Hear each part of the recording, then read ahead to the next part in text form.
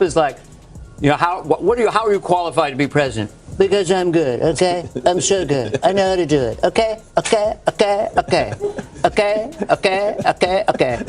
And him the year trying to figure out the appeal of Donald Trump.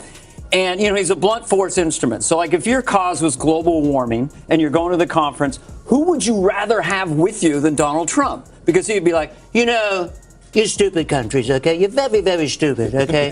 You're spewing all this stuff in the air. The earth's getting hot. The grass is getting hot. Ouch, ouch, ouch, ouch.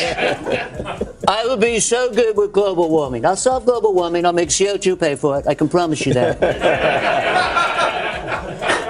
I know how to make glaciers, okay, Matt? Ever wonder what might happen if someone roasted Donald Trump so perfectly that even his hairline seemed to retreat in defeat? That's exactly what Dana Carvey pulled off. An impression so sharp and hilarious, the outcome was unforgettable. Picture Mar-a-Lago in chaos, like a comedy hurricane had blown through. Trump didn't just get mad, he totally lost it. But what exactly did Carvey say that triggered the meltdown of the year? You'd have to see it to believe it. What started as a simple impression turned into a full-on Trump comedy masterclass. People were talking, Curtis, okay? Now, I do him very feminine, I don't know why. Well, yeah, a little bit of lotion, a little bit of chapstick. Imagine him getting a manicure. Okay, just go easy. Little hands, little tiny hands. Yeah. I'm not tiny down there. Yeah. What happens when a legendary Saturday Night Live icon takes aim at Donald Trump? You get an ego meltdown so massive, it might need its own spot on the Richter scale. Dana Carvey, yes, the church lady herself, unleashed a savage Trump impression that was so brutally accurate, it sent shockwaves rippling through the golden golf carts of Mar-a-Lago. Has said recently that he thinks Trump is going woke. That's his angle. I heard that because of the Disney thing. And Trump woke, because he always goes at 10, right? He's just going to go at it more than anyone. I'm woke like you wouldn't believe. I'm telling you, what's happening to these trans women athletes is quite frankly a disgrace. They should be allowed to compete with the girls and get in there. But people say, no, you can't do that. People say no? Excuse me.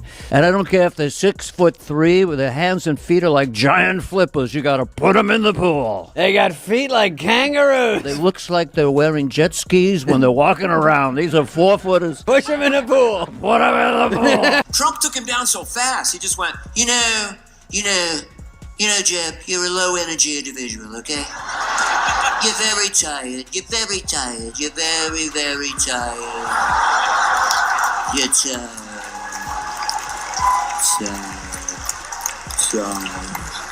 And I looked at Jeb Bush and I thought, my God, he's right!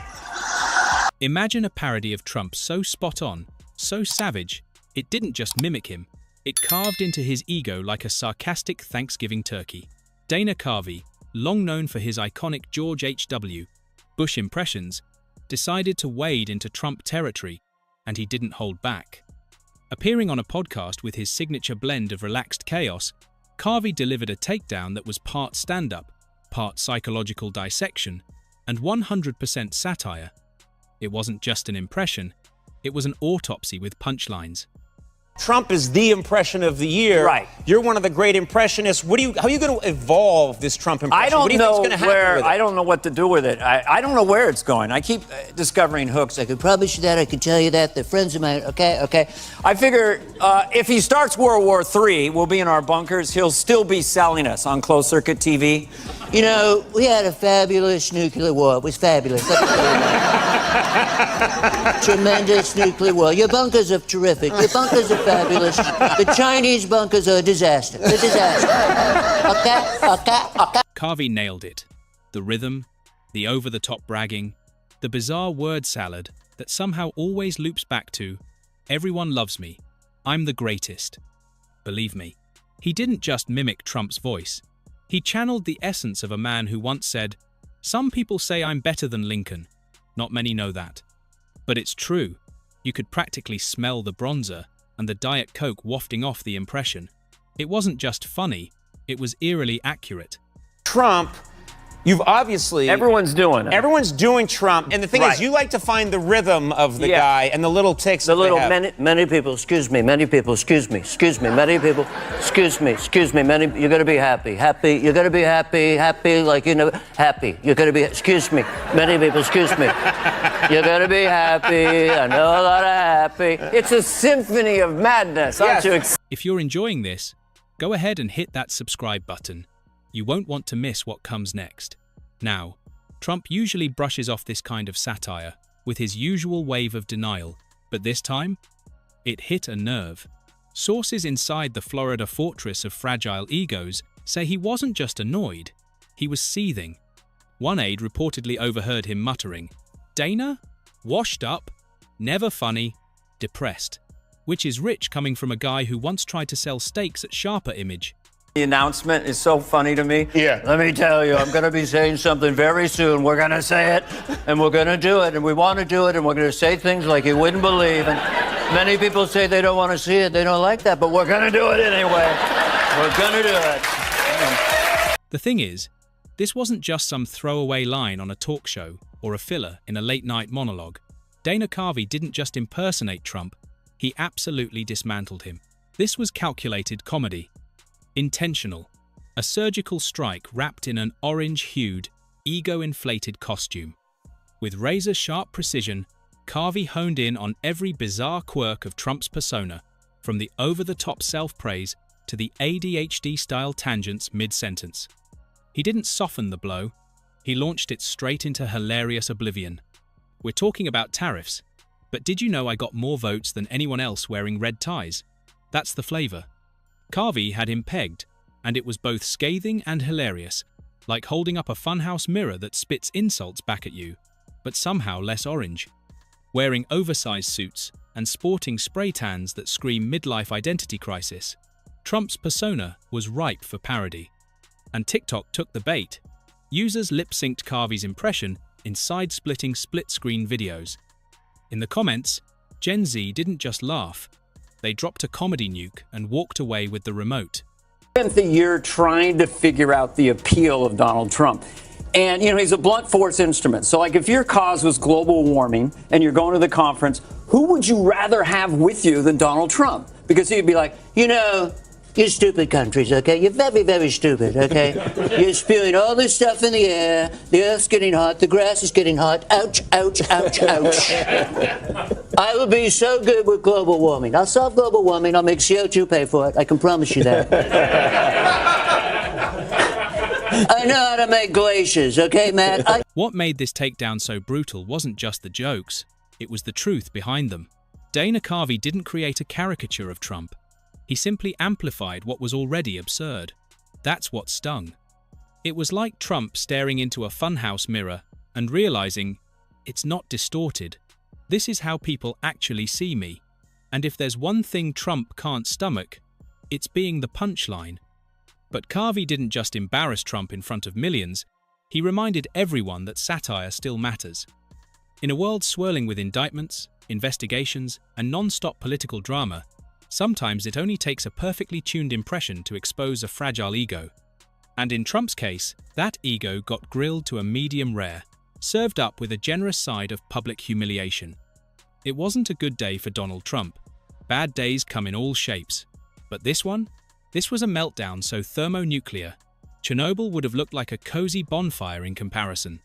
All it took was one guy, a mic, and a hilariously lethal impression to set it all off. Just wanted to observe a few funny things because I'm watching New Trump. New Trump. New Trump. When he says talk, he makes a very specific mouth. They've never seen it before. They've never seen anything like it. They never have. It's never happened before, quite frankly. All they do is talk. All they do is talk, talk. They just talk. They just talk. Talk. They talk. This is the only time he makes this specific lips like this. All talk. Then he goes back normal. I don't know what they're doing, but all they do is talk. They talk. It's kind of when he went, China. All they do is talk. They're all talk. All they do is talk. All talk. Everything they do is talk. All they do. Dana Carvey did what Dana Carvey does best. No subpoena, no indictment, not even a roast segment required. Just pure talent.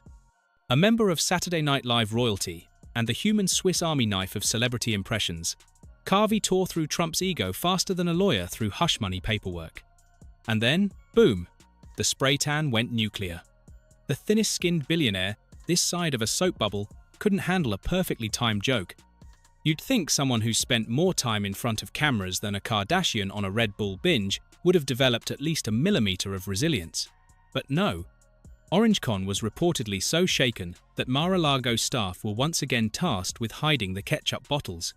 It started innocently enough, Carvey back in his groove, impersonating public figures with the kind of surgical precision and sly humor only he can deliver.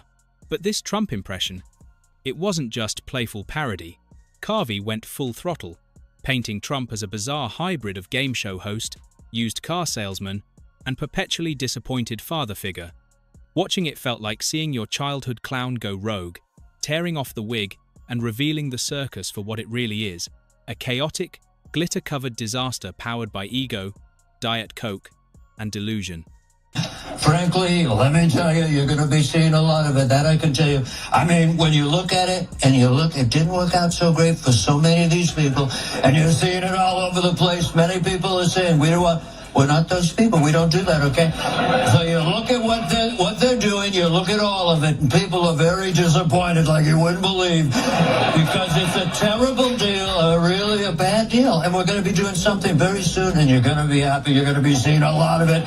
You're going to be happy like you wouldn't believe. This was more than just a funny impression. It had an undercurrent of something sharper, even a little heartbreaking. Behind the laughter, you could feel it. Carvey wasn't only mimicking Trump's voice, he was skewering the entire performance, the exaggerated bravado, the paper-thin confidence, the circus of self-delusion.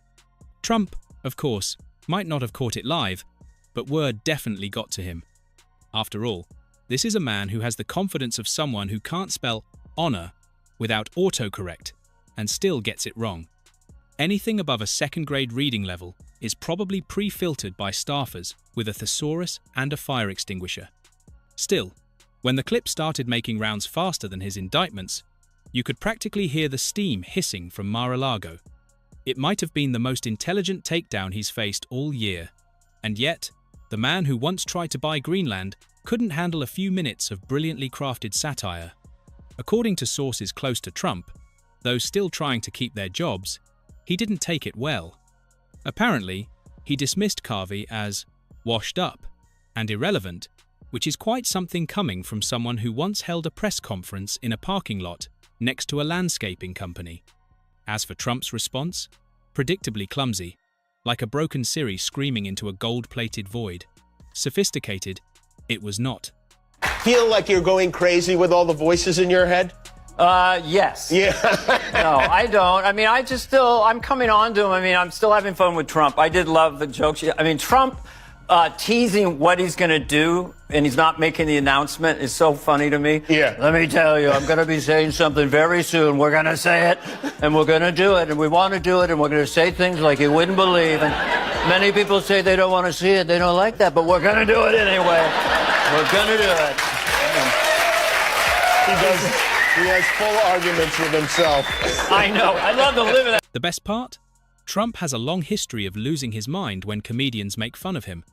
Whether it's Stephen Colbert, Alec Baldwin, Seth Meyers, or even that TikTok kid who poked fun at Trump's dancing moves, they've all likely gotten a cease and desist order somewhere along the way.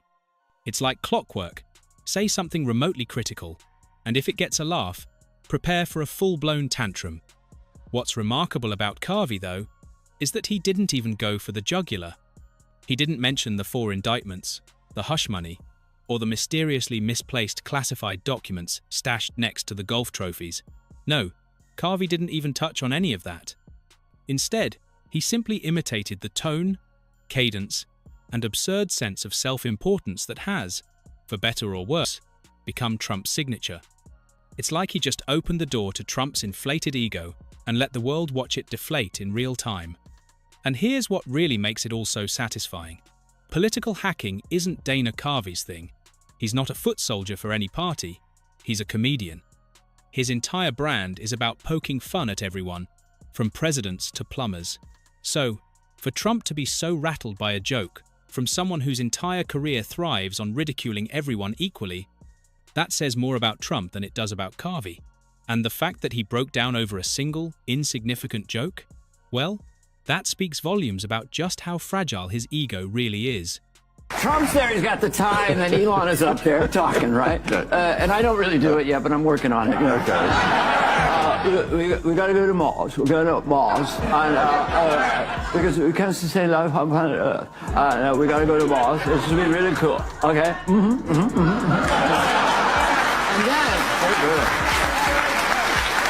And then they say, President Trump. And Trump goes, What he said.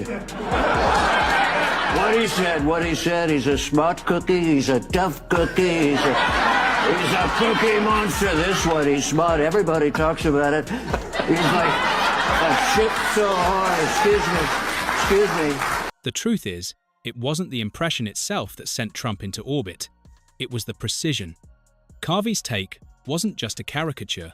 It was a mirror held up to the absurdity of Trump's personality, a reflection so accurate that it could have been hung in a funhouse. But unlike the distorted funhouse mirrors, this one was crystal clear, magnifying the absurdities of his persona to a degree that was impossible to ignore. We're talking about a man who still insists he won an election he lost, believes windmills cause cancer, and once suggested people inject bleach to fight a virus.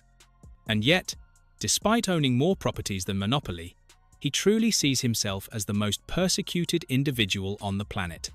For Trump, that's the ultimate insult, because Carvey didn't just mock the nonsense, he exaggerated it to such a level that it became painfully undeniable. In a world where political chaos, indictments, scandals, and more lies than a fictional presidential library can hold, we need Dana Carvey now more than ever. What he did wasn't just comedy, it was a vital act of satire, reminding us all that humor is still the best way to navigate this rogue reality show of a presidency. Quick hits. I'm going to go out on a limb and just say these are wild times. And Trump, I'm announcing right now, it just happened in the last 6 hours. I divorced Melania, and now I'm completely legally married to Miss Stormy Daniels, Stormy Trump, Mrs. Stormy Trump, and she can't testify against her husband, so the whole case is thrown out because of Mrs. Stormy Trump. In a world where cutting through the noise has become a societal trend for all the wrong reasons, we really need impressions to expose the soft, mushy ridiculousness beneath it all. Dana Carvey didn't just provide comedy, he wielded a blade that sliced through the cacophony of politics and revealed the truth we all needed to hear. And what was that truth? Hey, what if the emperor is just a guy with bad hair and worse ideas? And the best part? He did it without using poison. No need to shout, scream, or sling insults.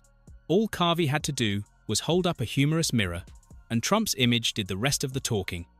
Because let's be real, it's not just hilarious when someone like Trump gets to see himself through the eyes of a master impersonator. It's downright tragic. Trump didn't lose his mind because the joke was particularly harsh. No, he lost it because a single, perfectly timed joke was enough to shatter his golden, self-made fairy tale.